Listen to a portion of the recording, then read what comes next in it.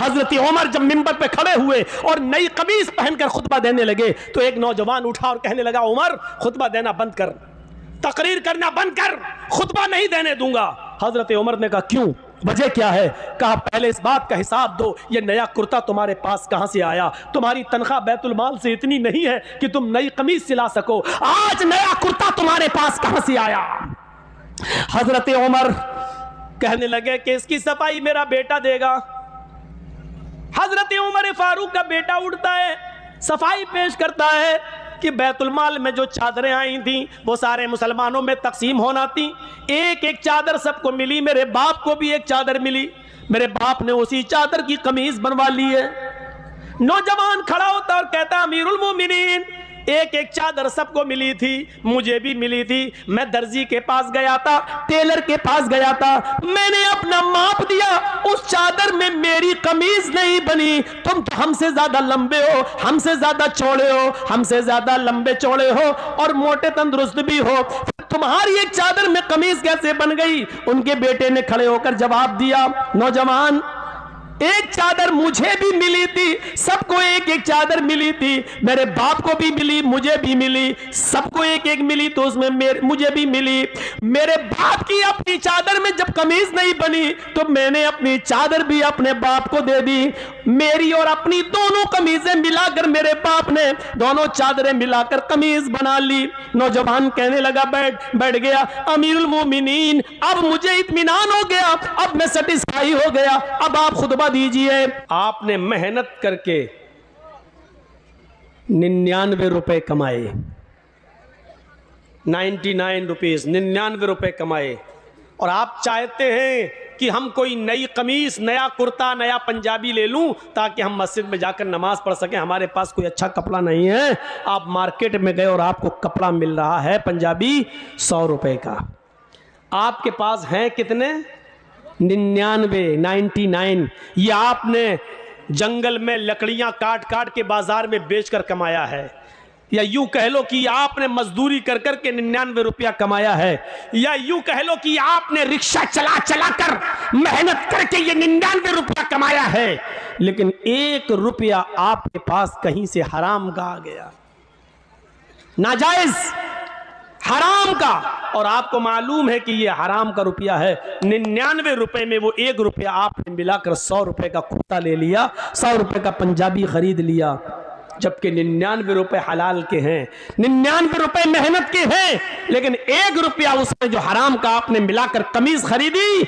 अल्लाह के नबी फरमाते हैं, जब तक वो कमीज तुम्हारे जिस्म पर रहेगी, जब तक वो कुर्ता तुम्हारे जिस्म पर रहेगा, अल्लाह के यहाँ तुम्हारी एक भी न फर्ज इबादत कबूल होगी, न नफली इबादत कबूल होगी, तुम्हारा एक भी सजदा अल्लाह रब्बुल आलमीन की बारगाह में कबूल नहीं किया जाएगा। क्यों? पूछा अल्लाह के रसूल, क्यों? आवाज आती है, इन्नल्लाह तय्यिबुन व यक़बलु तय्यिब, अल्लाह पाक है और पाक चीज को पसंद करता है। अब आप सोचो कि 99 में, अरे भाई 99 में 1 हराम का मिल गया तो क्या हुआ, 99 तो हलाल के थे। तो आप इसको यूं सोच लो कि आपके पास एक बाल्टी पानी रखी हुई है, पूरा आपने अभी इसको नल से निकाला है, अभी आपने इसको हैंड पाइप चलाकर खींचा है, ये पानी है, और आपकी आंखों के सामने उसमें पेशाब का एक कतरा चला जाए, पेशाब की सिर्फ एक बूंद चली जाए, तो ईमानदारी के साथ बताइए क्या वो आप पानी पिएंगे, या उस पानी से आप नहाएंगे, या उस पानी से आप कपड़ा धुलेंगे? अगर आपकी आंखों के सामने उसमें पेशाब की एक बूंद चली जाए तो नहीं, क्योंकि आप जानते हैं पूरी एक बाल्टी पानी पाक है, लेकिन उस एक कतरे ने, पानी के पेशाब के कतरे ने पूरी बाल्टी पानी के को नापाक कर दिया है। चूंकि वो माए कलील है इसलिए वो नापाक माना जाएगा। तो मेरे भाइयों, इसी तरीके से 99 रुपए में 1 रुपया आपने हराम का मिला दिया तो वो 100 रुपए भी अब आपके हराम के हो गए। वो कुर्ता, वो कमीज, वो पंजाबी, वो लुंगी, जो भी चीज आप उससे खरीदेंगे और उसको पहनकर नमाज पढ़ेंगे तो अल्लाह के यहां कबूल नहीं होगी। ये तकवे की एक मिसाल है, कैसे बचना है। इमाम गजाली रहमतुल्लाह अलैह अपनी मशहूर किताब अहयाउल उलूम के अंदर एक वाक़या नकल करते हैं कि एक शख्स ने किसी का मकान किराए पे लिया था। होता नहीं, हम लोग रेंट पे ले लेते हैं, चलो हम यहाँ रहेंगे, रह लिए। रेंट पर, किराए पर मकान खरीदा था। उस बुजुर्ग ने कोई लेटर लिखा, लेटर, खत। उस जमाने में लकड़ी का पेन चलता था, लकड़ी का कलम, और स्याही से, इंक से लिखा जाता था, डुबो डुबो कर। उसने सोचा कि अभी ये ताज़ा ताज़ा खत लिखा है, इस इंक को खुश्क करने की ज़रूरत है। तो वो जिस किराए के मकान में रहता था, उस किराए के मकान से थोड़ी सी मिट्टी उसने उठा ली और कागज़ पर डाल दी ऐसे, ताकि वो इंक जल्दी सूख जाए, खुश्क हो जाए। उसने सोचा थोड़ी सी मिट्टी लेने में हर्ज किया है, ये मकान अगरचे मेरा नहीं है, थोड़ी सी मिट्टी तो ले रहा हूं। मिट्टी, जमीन पर पड़ी हुई मिट्टी, उसने उसको लिया और लेटर पर, कागज पर ऐसे डाल दिया।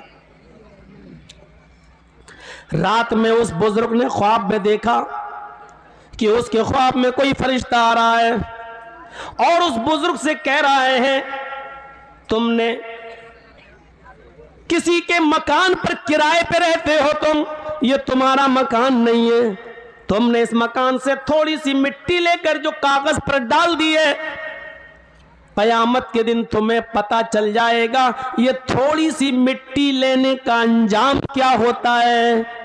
सोना नहीं लिया था, चांदी नहीं ली थी, दौलत नहीं चुराई थी, घर के जिस मकान में रह रहा उस मकान की कच्ची जमीन से थोड़ी सी मिट्टी उठाई थी और स्याही को, इंक को खुश करने के लिए कागज पर डाली थी। ख्वाब देख रहा है, कयामत के दिन तुम्हें पता चल जाएगा दूसरे के मकान से थोड़ी सी मिट्टी लेने का अंजाम क्या होता है। मिट्टी ली, तब यह हाल। जो दूसरों की दौलतों पे कब्जे कर रहे हैं वो अपना अंजाम सोचें, जो दूसरों की जमीन और जायदाद को हड़प कर रहे हैं वो अपना अंजाम सोचें, जो दूसरों की जमीन और जायदाद पर कब्जे कर रहे हैं वो अपनी फिक्र करें, जो अमानतों में खयानत कर रहे हैं, यतीमों, गरीबों, बेवाओं, मिस्कीनों और फकीरों का हक मार रहे हैं, वो अपना अंजाम सोचें। हक मारने की कई किस्में हैं। आप साहिब हैसियत और ज़कात नहीं देते तो ये भी हक मारना हुआ है।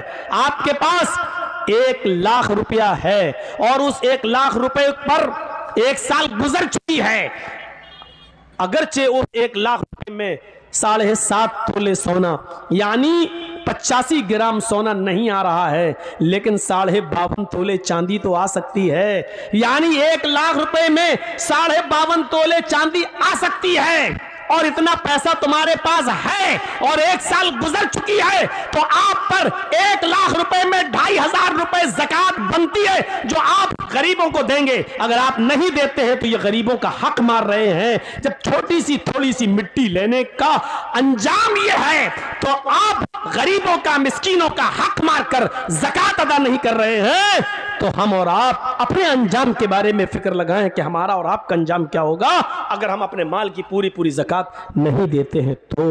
और आप देख लो 30 करोड़ 35 करोड़ मुसलमान पूरे भारत में, 4 लाख से ज्यादा मदरसे पूरे भारत में, 4 लाख से ज्यादा पूरे भारत में मदरसे, 50 लाख से ज्यादा उलमा। एक लिस्ट दे रहा हूं आपको, गौर कीजिए। मुसलमान कितने? 30 से 35 करोड़। मदरसे कितने पूरे हिंदुस्तान में? 50 लाख, 4.5 लाख, 4 से 4.5 लाख। उलमा कितने? 50 लाख से ज्यादा। इतने मदरसे, इतने उलमा, इतनी बड़ी तादाद मुसलमानों की, मस्जिदें भी मेरे भाइयों मदरसों से कम नहीं, 5 से 6 लाख मस्जिदें पूरे हिंदुस्तान के अंदर। लेकिन नमाजियों की तादाद पर आप गौर करेंगे तो सिर्फ 2%।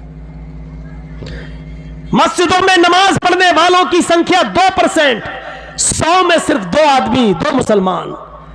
गौर कर रहे हैं, 30 से 35 करोड़ मुसलमान, 4 से 4.5 लाख मदरसे, 5 से 6 लाख मस्जिदें, 50 से 60 लाख उलमा, इतनी बड़ी तादाद के होने के बावजूद मस्जिदों में नमाज पढ़ने वालों का परसेंट 2%, जुमे में 5%, ईद और बकरीद रमजान में 10%, थोड़ा सा बढ़ जाते हैं।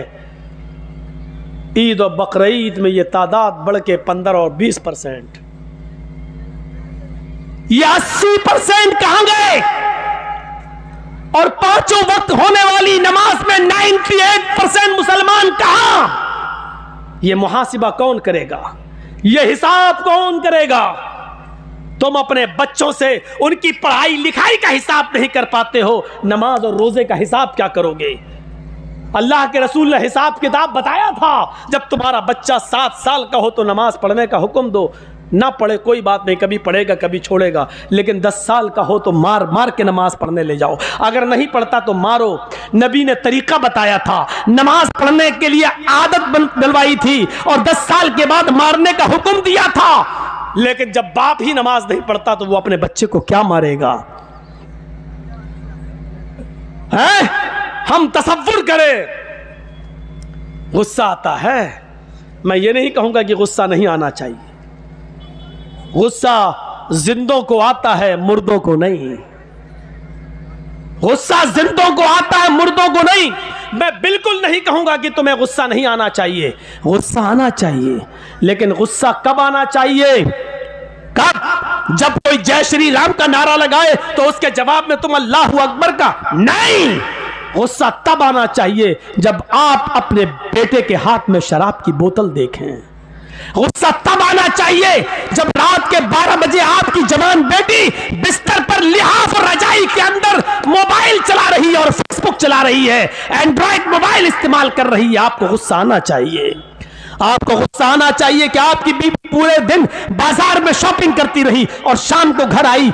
आपको गुस्सा आना चाहिए कि बेपर्दगी के साथ वो घर से निकली तो किसकी इजाजत लेके गई। आपको गुस्सा आना चाहिए कि आपकी बेटी स्कूल जाती है तो किसके साथ जाती है और किसके साथ आती है। उसके आने और ले जाने के लिए कौन, आपने किसको मुतय्यन किया है। अकेले अगर जाती है या मोहल्ले की चंद सहेलियों के साथ जाती है तो आपको मोहल्ले और गांव की चंद सहेलियों पर एतबार कैसे है? क्योंकि सहेलियां एक दूसरे की सहेली होती है। तो मेरी मत कहना, मैं तुम्हारी नहीं कहूंगी। तुम अपने बॉयफ्रेंड के साथ जाओ, हम अपने बॉयफ्रेंड के साथ जाते हैं और घर जब पहुंचेंगे तो हम लोग एक साथ हो लेंगे, तुम हमें फला जगह पे मिल जाना। आपने अपनी बेटी को गांव की चंद लड़कियों के साथ स्कूल जाने की इजाजत कैसे दे दी? और दे दी तो आपने उसका पीछा करके कभी देखा? कभी आपने पूछा कि स्कूल से ये लड़की कितने बजे गई, हमारे घर पे कब पहुंचती है? ये हिसाब किताब कौन करेगा?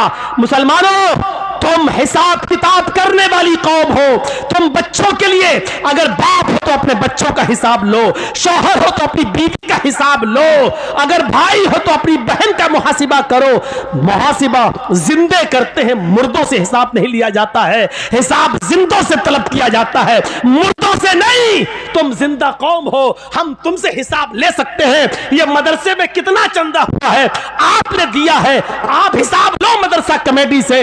मदरसे कमेटी के लोगों को बुरा नहीं मानना चाहिए, क्योंकि एक एक रुपया आपकी अमानत है, आपके बच्चों पर ही खर्च होगा। इसलिए हिसाब जिंदे लेते हैं, हिसाब जिंदे देते। जिंदा लोग हिसाब लेते हैं और जिंदा लोग हिसाब देते हैं। ना हिसाब लेने पर गुस्सा होना चाहिए, ना हिसाब देने पर गुस्सा होना चाहिए। हिसाब जिंदे लेते हैं, हिसाब जिंदा देते हैं। गुस्सा जिंदों को आता है, मुर्दों को नहीं। हम नहीं कहते कि गुस्सा दबाओ, हम नहीं कहते कि गुस्से को तुम पी जाओ, हम कहते हैं गुस्सा उठाओ, गुस्सा उभारो, गुस्सा निकालो, भड़ास निकालो, लेकिन जायज जगह पर, नाजायज जगह पर नहीं। अल्लाह के नबी को भी गुस्सा आता था और गुस्सा इतना आता था कि आपकी आंखें सुर्ख हो जाती थी और ऐसा लगता था जैसे किसी ने अनार का रस, अनार का जूस किसी ने नबी अकरम की आंखों में डाल दिया हो। इतना गुस्सा आता था जनाबे मोहम्मद रसूलुल्लाह को, लेकिन नाजायज बात पर नहीं, जायज बात पर गुस्सा आता था। आज दुनिया की कौमें आज हमारा मजाक उड़ाती हैं और हम मुश्तइल हो जाते हैं। यहां गुस्सा नहीं आना चाहिए। मसलन अभी कुछ दिनों पहले एक आदमी ने इस्लाम को बहुत बदनाम किया, कुरान को लेकर बहुत बातें कहीं, हमारे नबी को लेकर बहुत बातें कहीं, लेकिन हम नहीं समझ पाए कि वो सारी बातें कहने के पीछे कौन है। हम नहीं समझ पाए, वो बातें कह नहीं रहा, उससे कहलवाई जा रही हैं, और कौन कहलवा रहा है ये भी मैं जानता हूं, लेकिन हम ना नाम ले रहे हैं, ना आपको बताना चाहते हैं और ना नाम लेना चाहते हैं।